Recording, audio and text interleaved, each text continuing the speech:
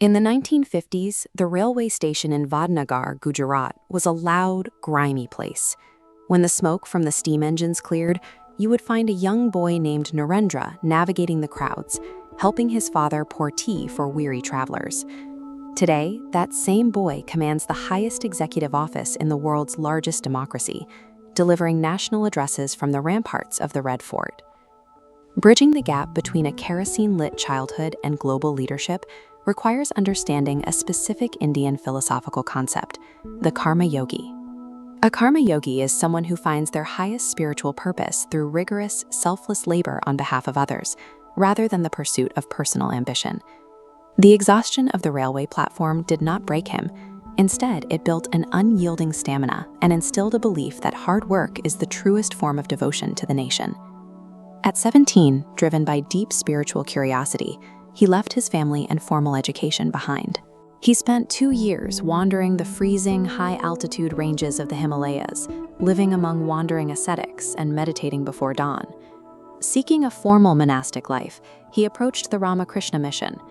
The leadership turned him away, advising him that his destiny was to serve the people in the noisy, complex world, not in the quiet isolation of a monastery.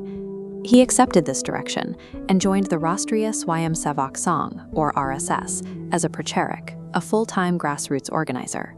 He lived a minimalist life out of a single bag, traveling from village to mobilize communities. The mountains taught him endurance. The RSS gave him a logistical framework.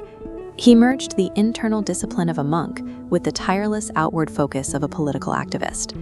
In 1975, the government declared a state of emergency, suspending democratic rights across India. To evade arrest, Modi operated entirely underground. He traveled by motorcycle in disguise, printing pamphlets and maintaining a secret network of resistance. By 1985, the RSS officially transferred him to the Bharatiya Janata Party.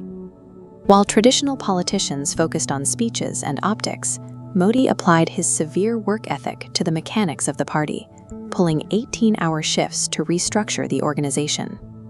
He proved his value as the logistical architect behind massive campaigns like the Rath Yatra.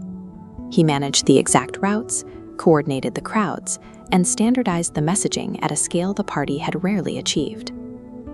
Decades spent out of the spotlight taught him exactly how political power moves at the granular village level. He understood the machinery of India long before he ever stood at a podium. In 2001, a catastrophic earthquake shattered the state of Gujarat. Needing a crisis manager, the party abruptly appointed Modi as chief minister, putting the backroom organizer into his first executive role. The pressure intensified the following year. The 2002 Godhra train burning and the resulting communal riots brought severe national and international scrutiny down on his administration. To rebuild the state's economy and his political standing, he enforced the Gujarat model.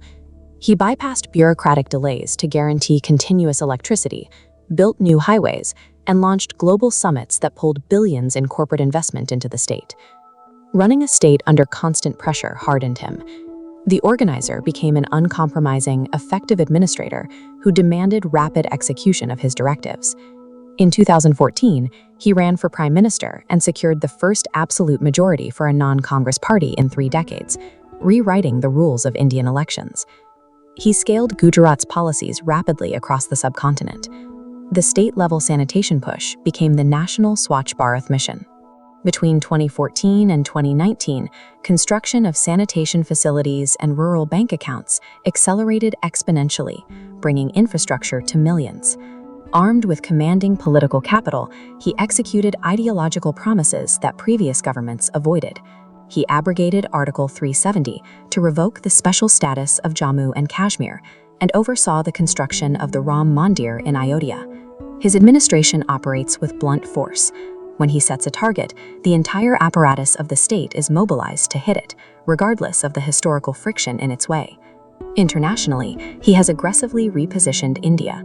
The country is now the 5th largest economy in the world, and he has collected the highest civilian honors from allied nations, alongside environmental awards from the United Nations. He backs this diplomatic weight with domestic scientific achievements. He has promoted a multilingual digital public infrastructure, and he has supported a space program that consistently clears new milestones. Now he has set the ultimate deadline, Viksit Bharat 2047. It is a direct challenge to the nation to achieve fully developed status by the exact centenary of India's independence. Despite the global profile, he still refers to himself as Mazdoor number 1, laborer number 1. His schedule remains grueling, often spanning 18 hours a day, mirroring the pace he learned as an RSS organizer. The boy who poured tea on a noisy railway platform used extreme discipline to mold himself into a political force. Through the relentless action of a karma yogi, he has authored a new chapter for 1.4 billion people.